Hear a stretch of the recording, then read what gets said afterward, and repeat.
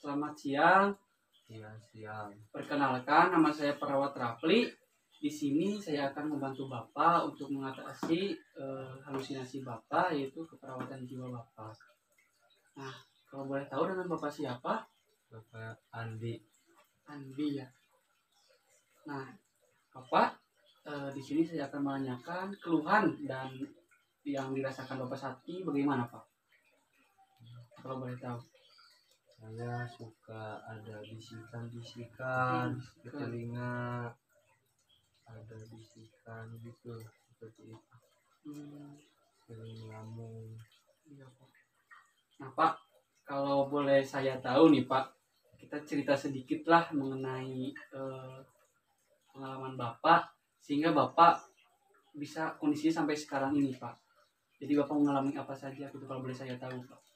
Dulu awalnya saya mau nikah, Iya. sudah nentuin tanggal juga, sudah persiapan, sebentar lagi mau pelaksanaan nikah.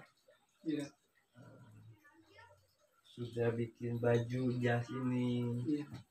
udah persiapan nikah, namun setelah beberapa hari lagi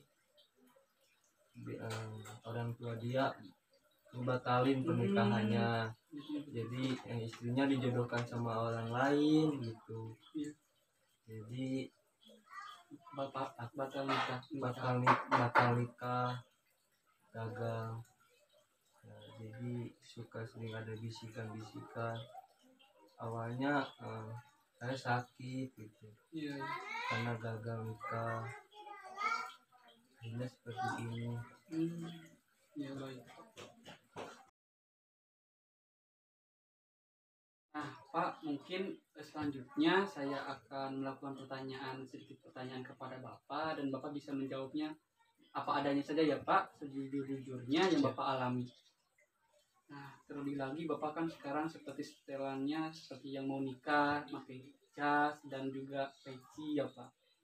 Nah, kalau boleh tahu, Bapak ketika mendengar bisikan, apa yang dikatakan oleh bisikan tersebut? Nah, ketika saya mendengar bisikan itu ke telinga saya, nikah gitu, nikah, tetap ayo nikah. Jadi pengen nikah, tapi ya dulu sempat trauma juga, takut sama perempuan, takut deket lagi sama perempuan, trauma. Tapi sekarang ada kan sebelum tidur suka lamun gitu, ada bayangan ayo nikah, pengen foto bareng sama keluarga, pengen apa ya, pengen punya istri, pengen nikah, pengen cepet-cepet nikah. Tapi sekarang nikah ya.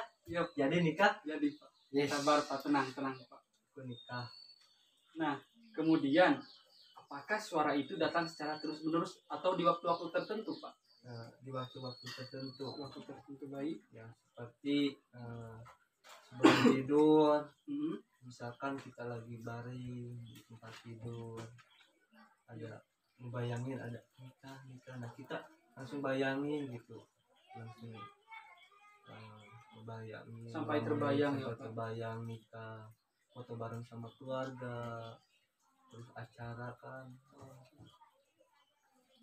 Baik, berarti yang awalnya Bapak merasakan takut, jadi makin kesini makin kebayang ya, Pak, makin terbayang pengen nikah, sampai Bapak sekarang memakai jas dan peci sedang seakan-akan lagi nikah atau pengen nikah ya, Pak? Iya, karena ini jas dulu dibuatin sama mama, ini untuk pernikahan aku sama dia. Iya.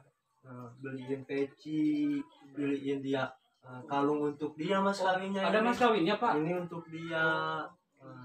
Tapi karena batal ya aku suka pakai ini gitu, karena aku sudah merasa pantas untuk nikah. Aku pengen nikah seperti ini. Jadi ini jas untuk nikah sebenarnya, tapi aku pakai peci juga. Baik. Nah, kemudian kapan yang paling sering bisikan itu datang, Pak? Di waktu kapan gitu, Pak? Di malam hari dan sore hari. Di malam hari sebelum tidur. Ya, ketika aku sendirian ngebayangin apa gitu. Lalu suka ngelantur ya ke nikah. Iya. Jadi pengen nikah. Jadi ke bawah pengen nikah. Ya. Ya baik Pak. Nah, kemudian apa yang Bapak rasakan setelah mendengar suara tersebut, Pak? Suara bisikan tersebut. Apakah Bapak merasa takut atau bagaimana, Pak? Dulu ya takut trauma, takut terjadi lagi, takut terulang kembali. Tapi sekarang pengen cepat nikah, karena Terbayang-bayang gitu. terbayang-bayang umur aku juga udah pas. Terus orang tua aku pengen juga punya cucu, ya aku jadi pengen nikah. Iya. Pengen foto bareng sama keluarga di sofa, kan banyak yang liatin, wah pokoknya mah mantap banget, itu bayangan aku kayak Iya, jadi sabar. pengen nikah. Makanya sekarang aku pengen nikah, aku sampaikan sama orang tua aku pengen nikah sekarang. Iya baik, tenang, nanti juga Bapak akan nikah ya Pak. Nah, kemudian apa yang Bapak lakukan ketika mendengar suara bisikan tersebut, Pak? Bapak yang lakukan?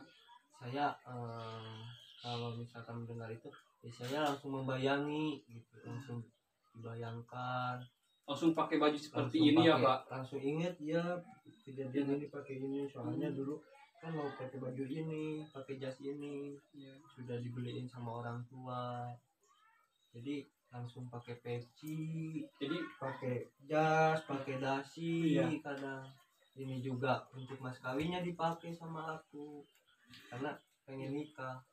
Jadi ketika menjelang tidur pada waktu malam hari, Bapak mendengar bisikan seperti itu, meskipun malam hari Bapak langsung memakai jas, Langsung pakai jas, peci dan juga memakai perhiasan yang akan dijadikan mas kawin iya, waktu itu, Pak. karena pengen nikah, pengen cepat-cepat nikah. Iya.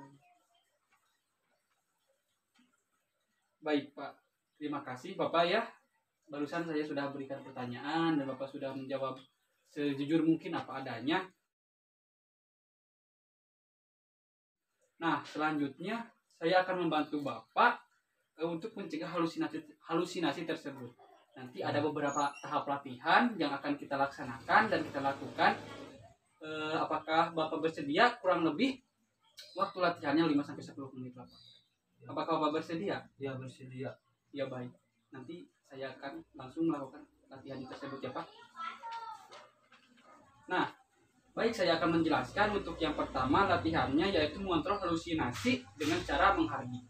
Nah, jika nanti Bapak pada waktu-waktu tertentu pada sore hari ataupun pada malam hari menjelang tidur mendengar suara bisikan-bisikan kembali, nah Bapak jangan langsung memakai pakaian mau nikah seperti ini Pak, jas-jas seperti ini, karena kalau Bapak memakai jas-jas seperti ini, pakaian seperti ini, Bapak seperti menuruti bisikan-bisikan tersebut Pak. Jadi Bapak seakan-akan langsung patuh kepada bisikan tersebut dan menuruti bahwa Bapak akan nikah. Nah, cara yang akan saya bantu kepada Bapak, jika ada bisikan-bisikan tersebut, Bapak bisa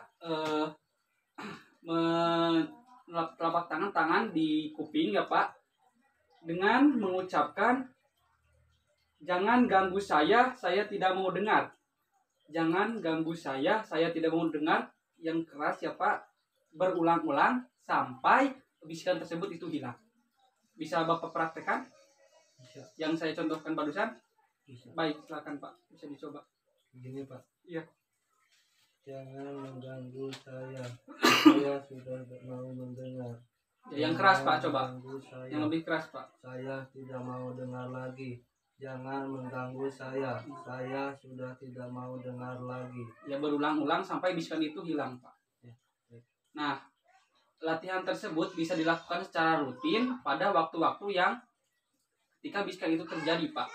Jadi kalau belum hilang bisikan itu, terus saja Pak lakukan Pak. Itulah cara yang harus dilakukan Bapak, daripada Bapak langsung menuruti dengan memakai jas dan peci untuk menikah. Bapak bisa melakukan praktek tersebut itu dengan cara mengontrol secara menghardik ya Pak. Melatih untuk berbicara kepada orang lain. Nah, kenapa melatih berbicara kepada orang lain? Jadi Bapak tidak mengurung sendiri Pak. Jadi jika ada beban ataupun pikiran, Bapak jangan mengurung sendiri ataupun di kamar, di rumah. Jadi Bapak bisa bercerita dengan orang lain. yang dekat-dekat lah Bapak di keluarga, ada ayah, ibu, adik, kakak, ataupun Bapak bisa berkomunikasi atau berbicara dengan saya secara langsung sekarang. Apakah bisa Pak kita berbicara secara langsung? Bisa. Baik, kalau saya bertanya kepada Bapak, kita akan berbicara secara langsung ya Pak. Ya. Mohon maaf Bapak, dengan Bapak siapa? Bapak Andi. Andi. Bapak Andi, kalau boleh tahu umurnya berapa Pak sekarang? 27 tahun. 27 tahun. Sudah lumayan juga ya Pak. Nah, kalau boleh tahu juga pekerjaan Bapak itu apa ya? Apakah Bapak punya pekerjaan atau tidak Pak? Dulu saya punya sebelum nikah saya semangat kerja untuk mencari yang biji gitu, usaha kecil-kecilan, saya semangat. Setelah karena gagal jadi nikah, aku gak males kerja, diam di rumah, di kamar, aku suka sendiri. Jadi sekarang tidak kerja. Terus lihat orang tua juga suka nangis karena aku pengen nikah, karena sikap dan kelakuanku seperti ini tidak kayak dulu lagi gitu. Orang tuaku kalau lihat aku lagi menyendiri, lagi ngebayangin, lagi dandan seperti mau nikahan itu, orang tuaku nangis karena ya sedih katanya gitu. Sekarang nggak kerja lagi. Jadi usaha Bapak pun terbengkalai ya? Iya. Iya baik Pak. Nah mungkin saya juga di sini berniat baik untuk Bapak untuk membantu dan juga Bapak bersedia untuk saya bantu kan ya Pak?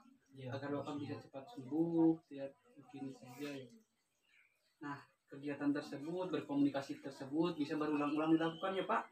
Jangan hanya sekarang saja kepada saya, bisa nanti setelah ini kepada keluarga dari saya, ayah, ibu atau adik, kakak ataupun orang-orang lain. Jadi Bapak bisa melatih, ungkapkan saja yang keluh kesah Bapak atau beban Bapak yang ada di dalam hati ataupun pikiran kepada orang-orang sekitar ya Pak. Baik Pak. Kemudian latihan dengan kegiatan secara rutin agar halusinasi itu tidak muncul kembali Pak. Nah jadi latihan secara rutin ini agar halusinasi Bapak tidak muncul, jadi Bapak nanti bisa latihan secara mandiri di kamar ataupun di rumah yang tadi cara menghardik, kemudian bisa juga dengan keluarga, yaitu dengan berkomunikasi, kemudian juga tadi dengan saya juga pun bisa. Nanti kalau ada waktu lagi kita jadwalkan ketemu lagi ya Pak untuk latihan yang secara rutinnya. Saya akan menganjurkan Bapak untuk program pengobatan. Kalau boleh tahu, Bapak sejauh ini sudah memakan obat atau tidak? Belum ya Pak, belum diobat sama sekali? Belum. Nah, kenapa saya menganjurkan untuk Bapak mengkonsumsi obat? Karena pengobatan itu sangat penting bagi kesehatan Bapak yang saat ini, yaitu halusinasi pada perawatan jiwa. Karena apa? Karena pengobatan dapat membantu Bapak, penyembuhan Bapak untuk secara lebih cepat gitu. Jadi tidak melambat-lambat. Jadi halusinasi Bapak dapat teratasi. Tetapi jika Bapak tidak melakukan pengobatan, bisa-bisa Bapak kondisi Bapak sekarang ini, halusinasi Bapak sekarang ini tidak cepat sembuh atau bisa bahkan lebih memperparah Bapak, memperburuk Bapak lebih dari ini Pak.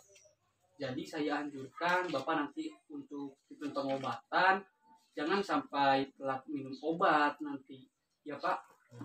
Nanti akan ada resep dari saya juga, dari dokter untuk ke Bapak diberikan dan nanti Bapak bisa mengurusi obatnya.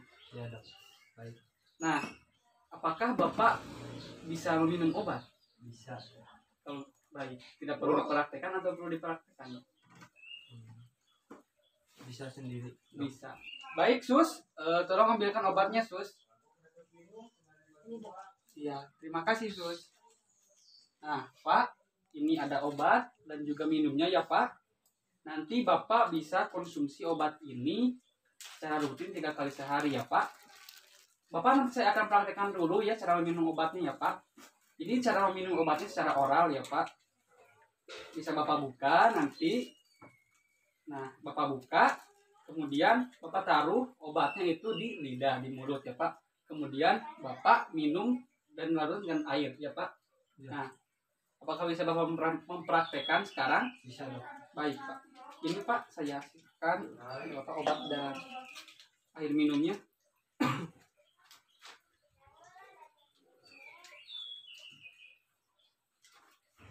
Jangan lupa Bapak juga harus rutin minumnya ya Pak. Nah, ya, alhamdulillah. Bagus Bapak. Nah, ini obatnya Bapak dapat Bapak simpan dan nanti diminum secara rutin. Jangan telat minum obat ya Pak, agar Bapak cepat sembuh. Baik dok. Baik. Apa yang Bapak rasakan setelah tadi kita telah melakukan kegiatan praktik latihan, yaitu dari tahap 1 sampai tahap 4 barusan. Sekarang kondisi Bapak setelah kita melakukan hal tersebut, apa yang Bapak rasakan sejauh ini? Alhamdulillah sudah bisa sedikit mengurangi beban saya. Hati saya sudah bisa merasa tenang. Ya. Alhamdulillah. Mungkin yang saat ini yang saya rasakan pada saat ini, hati saya sudah merasa tenang. Iya. Sudah bahagia kembali. Iya. Ya pasti sedikit-sedikit ya Pak. Iya. Baik dok. Nah, kemudian Bapak bisa melakukan kegiatan tersebut tidak hanya sekarang ya Pak. Saya anjurkan kegiatan tersebut dilakukan secara rutin agar Bapak cepat sembuh dan juga Bapak bisa beraktivitas kembali seperti semula. Yang tadi kerjaan Bapak terbengkalai, sekarang nanti Bapak kalau sudah sembuh bisa Bapak melanjutkan pekerjaan Bapak kembali. Iya dok. Nah, dan apabila nanti Bapak membutuhkan saya kembali, Bapak kita bisa agendakan lah untuk waktu kita bisa jadwalkan. Nanti bisa Bapak hubungi asisten saya saja untuk agenda kegiatan jadwal untuk ketemu dengan Bapak kembali ya Pak. Iya betul. Tapi jangan lupa juga Pak minum obatnya dan juga latihan terus menerus secara rutin ya Pak. Nah mungkin itu saja Pak yang dapat saya bantu kepada Bapak. Semoga kegiatan barusan dapat bermanfaat untuk Bapak agar proses penyembuhan Bapak bisa segera cepat begitu Pak, agar aktivitas Bapak bisa berjalan kembali. Baik dok. Ya, dapat dimengerti mungkin ya Pak? Iya. Ada pertanyaan Pak? Cukup dok. Cukup ya, baik Pak. Mungkin itu saja. Terima kasih ya Pak. Saya pamit dulu, nanti bisa panggil saya di lain waktu ya Pak. Iya baik dok. Ya terima kasih. Assalamualaikum warahmatullahi wabarakatuh. Waalaikumsalam warahmatullahi wabarakatuh. Terima kasih dok. Ya sama-sama.